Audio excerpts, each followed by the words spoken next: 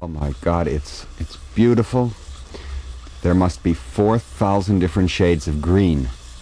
I've noticed that, as a matter of fact, that in the last 2 or 3 days that the little buds have started to come out, and yes, the color of the countryside is completely changing. Yeah, it's a little bit early for all of this succulence. There's been very little rain in April, and it's been warm, so I guess it's all happening. But what an adventure! Just looking at these young leaves on the trees and the way the light floats through them. Unbelievable. It's difficult. At least to, we got you in. I mean, we had to send you had out to a look crew. for me, I know. We had to look yeah, for you had to. I appreciate you coming to find me. I was in I'm tree... sure Liszt is quite an attraction for you. I was in tree 3 near the zoo, you know. Anyway, we've learned lately that Liszt is not necessarily a miniaturist, composer of small piano etudes, that he is a composer of vast transcriptions, large works like the Benediction to the God in the Solitude, and I think this is an important point in noting his talent. He is a large-scale composer. He's not a miniaturist like Schumann, Chopin, Mendelssohn. We have a work in large scale, an extraordinary piece of music, a little too difficult for the average pianist to play. It's the grand fantasy Reminiscences of Norma, the opera Norma by Bellini. We'll have 2 performances of this gigantic work, and perhaps next to the Don Giovanni fantasy or the Don Juan fantasy, Liszt's greatest achievement as a paraphraser. We'll begin with Alfred Brendel, who, as you noted to me before, is playing this weekend again in New York. And some Liszt will be on the program. He's playing Liszt, Beethoven, and I forget who the third composer was, perhaps Bach, but I'm not sure. Well, but Liszt, definitely. I think you'll be very pleased with this Norma fantasy. Alfred Brendel.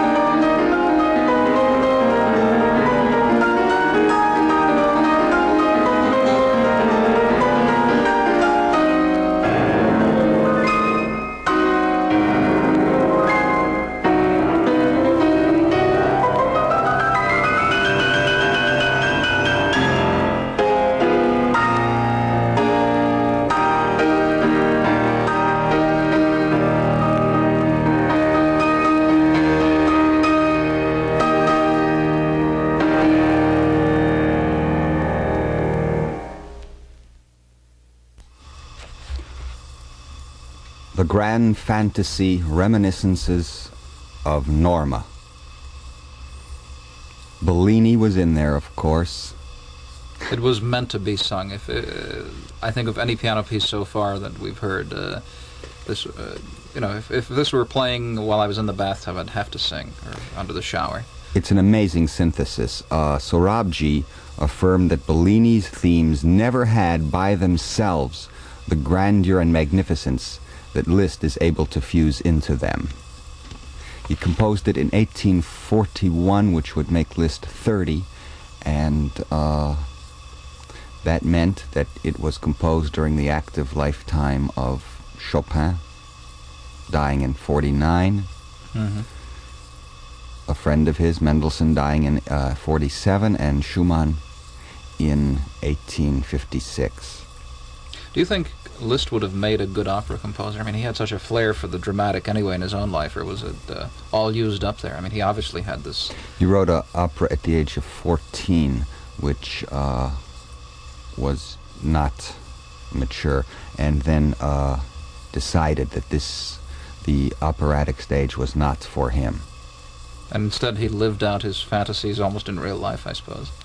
And, of course, in these marvelous works, these transformations of opera onto the piano, we'll continue discussing this as soon as you come back with a commercial. Bellini was a favorite of Liszt, certainly of Chopin, who wept during a performance of Norma at the Paris Opera. Bellini died at 33, I believe. And thanks to Sutherland and Caballé and Callas, we have again a virtuoso singer type who can perform in these bel canto operas. But after Bellini's death and with the ascendancy of Wagner, the virtuoso singer had disappeared. And as Raymond Lewenthal writes, opera was in those days a living, vital thing. A premiere of a new opera by Rossini, Bellini, or Donizetti was an event of tremendous import, similar, only much more so, to the New York premiere of a musical by Rodgers and Hammerstein of our day. Tickets were just as sought after then by the very same sort of people who today clamor to get into a Broadway theater, but who scarcely, if ever, set foot in an opera house. The merits and demerits of a new opera were discussed vigorously in the street, in the salon, at dinner parties. The tunes of a new success were heard on every street corner and every drawing room. Yes, opera was a way of life in the first half of the 19th century, and virtuosity, vocal and instrumental, was at a peak. The great florid operas of the bel canto school were written to exploit the unique powers of Pasta, Malibran, Grisi, and a whole host of superb artists. Inspired by goings-on in the opera house, concert performers were frantically exploring the latent possibilities of their respective instruments. Paganini found untold and untapped riches in his four strings and bow. Berlioz, who played on the biggest of all instruments, the orchestra, demanded unheard-of things from it. Pianists vied with each other to make their fingers do things no one had thought possible. This was an age when the resources of all instruments were being vastly expanded, and many were being invented. No one had to apologize for virtuosity. In fact, woe be unto him who did not have it, and in abundance. Audiences wanted to be thrilled and delighted with novel effects and sounds. Virtuosity today has come back, but to have called a pianist a virtuoso or a violinist or a singer or anyone had a taint for at least 50 years. You once attributed that to the German approach to music, or the German well, to mentality. the standardized repertoire that has decided this is great music and only this, and this became an inhibiting factor in the concert life, as well as the audience's viewpoint of music itself. 25 years ago, we would seriously be laughed at taking this Norma fantasy seriously. Can I ask a question about how it might have been composed? Liszt, of course, would go to the opera and see it. Would he make notes? Could he remember these tunes and then just this just sort of germinated in his mind and came forth as a work later, or did he take the scores home and study Well, them? this is a work of high creative organization, so it wasn't that simple, but Wilde writes, "It is difficult to be sure what Liszt meant by the title Réminiscences. Was it the public who were invited to remember an opera which they were presumed to know? Or was it Liszt himself who was remembering? Perhaps he meant it both ways, but I like to think of him elated after a thrilling opera performance, returning to his piano and using his gigantic talents to express for his own pleasure the excitement he felt. This idea seemed to be supported by some slight and apparently pointless deviations from the original, which suggest the sort of dreamy approximations which might have occurred to Liszt as he sat at his piano." Of course, he made many revisions of this work, which was composed in 1841. Let's hear a glittering performance of the Norma Fantasy by Raymond Lewenthal.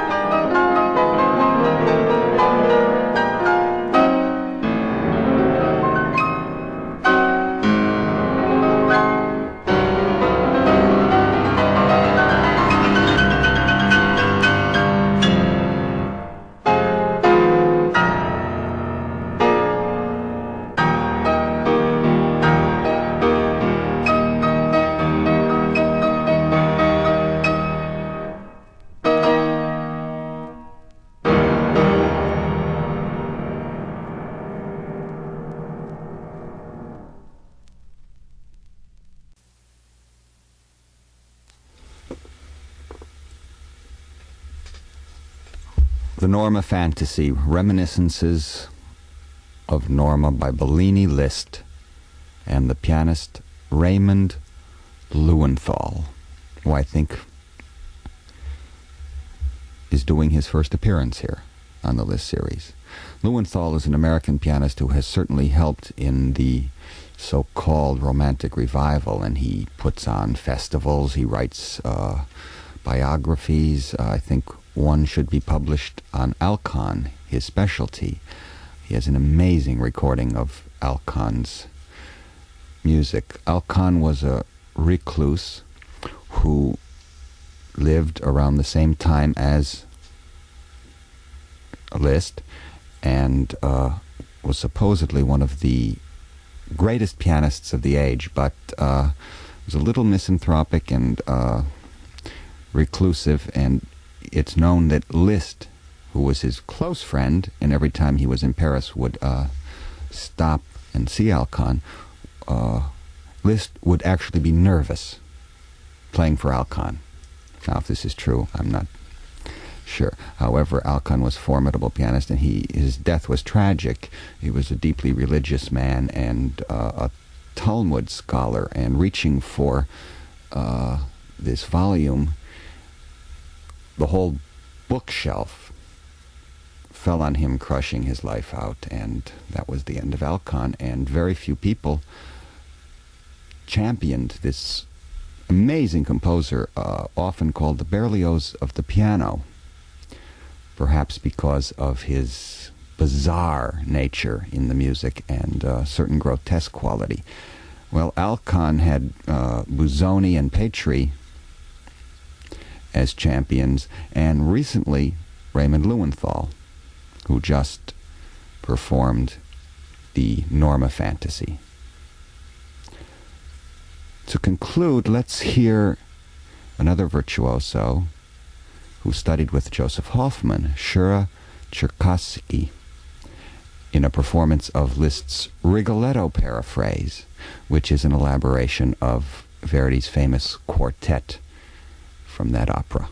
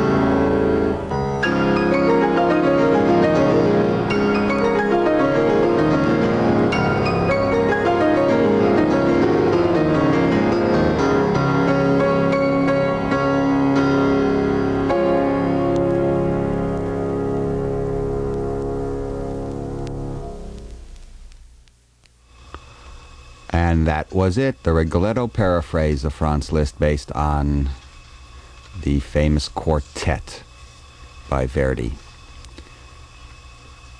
The artist, Shura Cherkassky.